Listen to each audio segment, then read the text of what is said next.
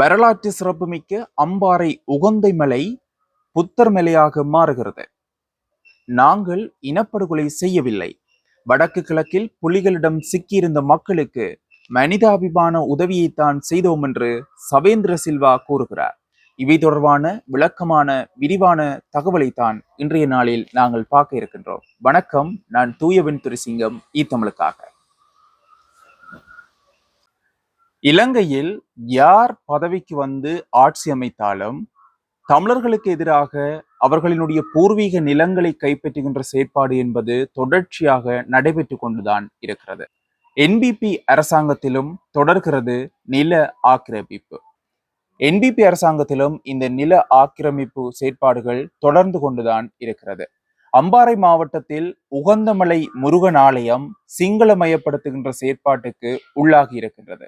குருந்தூர் மலை, வெடுக்குநாரி மலை, இவ்வாறு தமிழரினுடைய பாரம்பரியங்களுடன் கூடிய இடங்களை கைப்பற்றி வந்த செயற்பாடு இப்பொழுது அம்பாறையில் இருக்கின்ற உகந்த மலைக்கும் சென்று இருக்கிறது. என்ன நடந்திருக்கிறது என்பது தொடர்பான செய்திகளை அவ்வாறே பார்க்கலாம்.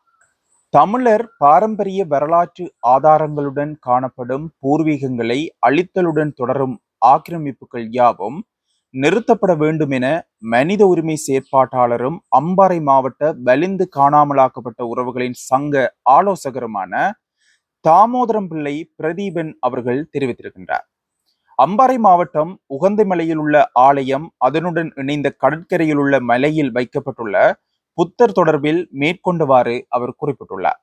மேலும் தனது அறிக்கையில் அவர் தெரிவித்திருப்பதாவது, தமிழர் பாரம்பரிய வரலாற்று ஆதாரங்களுடன் காணப்படும் பூர்வீகங்களை அழித்தலுடன் ஆக்கிரமித்தலும் அண்மை காலமாக தொடர்ந்து கொண்டிருக்கிறது. உகந்தமலை முருகனாலய வளாகத்தில் புரதான தமிழர் வாழ்வியல் ஆதாரங்கள் சிதைப்பதும் அதை அழிப்பதும் ஆக்கிரமிப்பதும் எனும் அடிப்படையில் நிறுவப்பட்டுள்ள இந்த புத்தர் சிலையானது உகந்தை முருகனாலய முன்வாயிலின் முன்பாக செல்லும் போது கடற்கரையில் இடதுபுறமாக காணப்படுகிறது. ஆனால் இது உகந்தை முருகனாலய பிரதான வரலாற்றை கொண்ட புண்ணிய பூமியாகும். இங்கு எவ்வாறு இவர்கள் புத்தர் சிலை நிறுவலாம் எனும் கேள்வியோடு உகந்தமலையில் 25 அடி முருகன் சிலை நிறுவும் பணியை தடுத்த பன இலாகாவினரும் அரசும் ஏன் இதை தடுக்கவில்லை என்கின்ற கேள்விக்கு பதில் தர வேண்டும். அத்தோடு உகந்தை முருகன் ஆலய வளாகத்தில் அதனை சூழவும் வன இலாகா மற்றும் படையினர் புதிய பல நிபந்தனைகளையும் விதித்து ஆலய சூழலை சுருக்கி உள்ளனர். பல கட்டுப்பாடுகளையும் விதித்துள்ளனர். வள்ளிமலை போன்ற இடங்களுக்கு செல்லவும் கட்டுப்பாடுகள் விதிக்கப்பட்டுள்ளது. இது தவிர சன்னியாசி மலையும் பறிபோகும் அபாயம் காணப்படுகிறது. இந்த நிலையில் இந்த சிலை விவகாரம் எமது ஒற்றுமையின்மை, இனம், மதம் என்ற எண்ணமும் பற்றும் அவர்களினால் அங்கு ஏற்பட்ட நிர்வாகமின்மை இடைவெளியில் ஏற்பட்ட நிபந்தனைகளால் தான் இவை உருவாகி இருக்கிறது.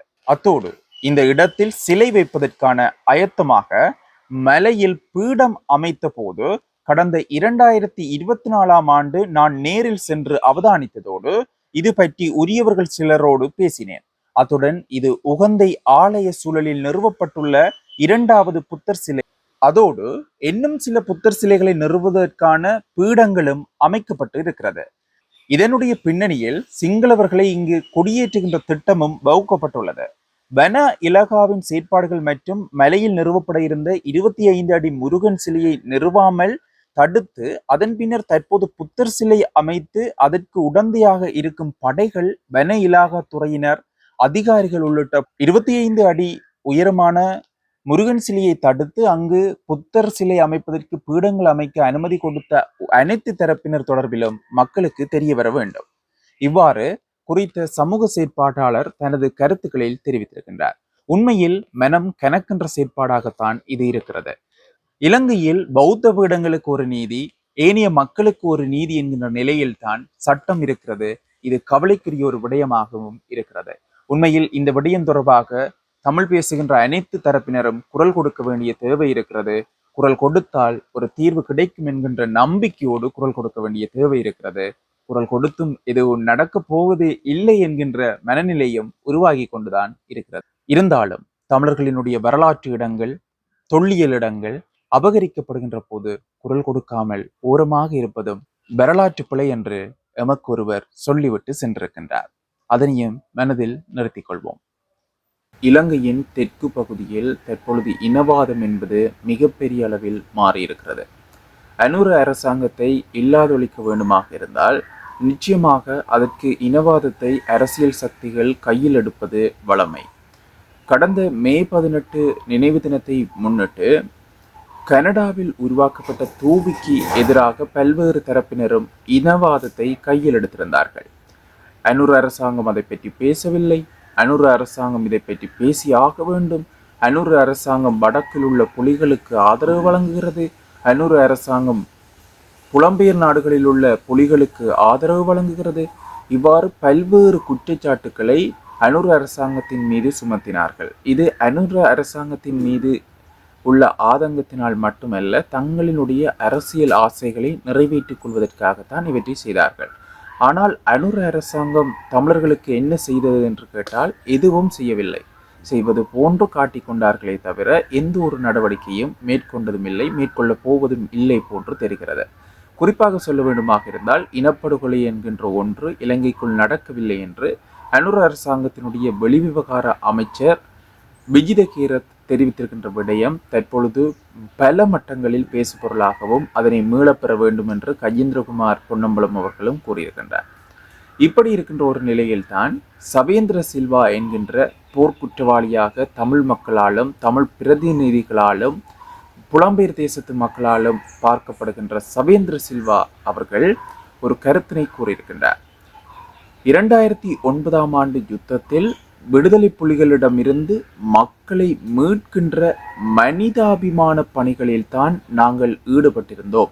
எந்த ஒரு போர்க்குற்ற நடவடிக்கைகளிலும் நாங்கள் ஈடுபடவில்லை என்று அவர் தெரிவித்திருக்கின்றார். இந்த கருத்து தற்பொழுது பல இடங்களில் பேசுபொருளாக மாறியிருக்கிறது. பலர் கூறுகின்ற ஒரு விடயம், சவேந்திர சில்வா அவர்களே, உங்களால் முடிந்தால், உங்களால் திராணி இருந்தால், உங்களது கருத்தில் உங்களுக்கு நம்பிக்கை இருந்தால் நீங்கள் ஒரு பொது வாக்கெடுப்பை நடத்துங்கள். பொது வாக்கெடுப்பில் கேளுங்கள், விடுதலை புலிகள் மக்களை சிறைப்பிடித்து வைத்திருந்தார்களா என்பதை கேளுங்கள் என்று பலர் தற்பொழுது பேச ஆரம்பித்திருக்கின்றார்கள். அவர் தனியார் ஊடகம் ஒன்றுக்கு வழங்கிய செவ்வியின் போதுதான் அவர் இவ்வாறு கூறியிருக்கின்றார். அவர் கூறிய பல விடயங்கள் இருப்பதாக தெரிவிக்கப்படுகிறது. அதாவது 2009ஆம் ஆண்டு யுத்தத்தின் போது நாங்கள் விடுதலை புலிகளினுடைய உறுப்பினர்களையும் கைது செய்தோம். 12,000க்கு மேற்பட்டவர்களை கைது செய்தோம். ஆனால் அவர்களை நாங்கள் கொல்லவில்லை. அவர்களை பாதுகாத்து புனர்வாழ்வு அளித்து தற்பொழுது அவர்களை சமூகத்தில் வாழ விட்டிருக்கிறோம். அப்படி எங்களது இராணுவம் இனப்படுகொலை செய்திருந்தால் அவர்களை கொலை செய்திருப்போம் என்று அவர் தெரிவித்திருக்கின்றார். உண்மையில் இந்த கருத்து ஏற்றுக்கொள்ளக்கூடியதா என்று கேட்டால் கிடையாது. தமிழ் மக்களில் ஒரு சிலருக்கு விடுதலை புலிகளுக்கு எதிரான கருத்துக்கள் இருக்கலாம். ஆனால் எந்த ஒரு இடத்திலும் பெரும்பான்மையான மக்கள் சொல்லவில்லை, எங்களை விடுதலை புலிகள் சிறைப்பிடித்து வைத்திருந்தார்கள், இராணுவம் எங்களை காப்பாற்றியது என்று எங்கும் கூறவில்லை. அவ்வாறு இருக்கின்ற போது போர்க்குற்றவாளியாக அடையாளம் காணப்படுகின்ற சவேந்திர சில்வா அவர்கள் இவ்வாறு பேசுவது வியப்புக்குரியதாக இருக்கிறது. இவைதான் இன்றைய நாளில் நான் கொண்டு வந்த தொகுப்பு. மற்றும் ஒரு தொகுப்பில் உங்களை சந்திக்கின்றேன். நன்றி, வணக்கம்.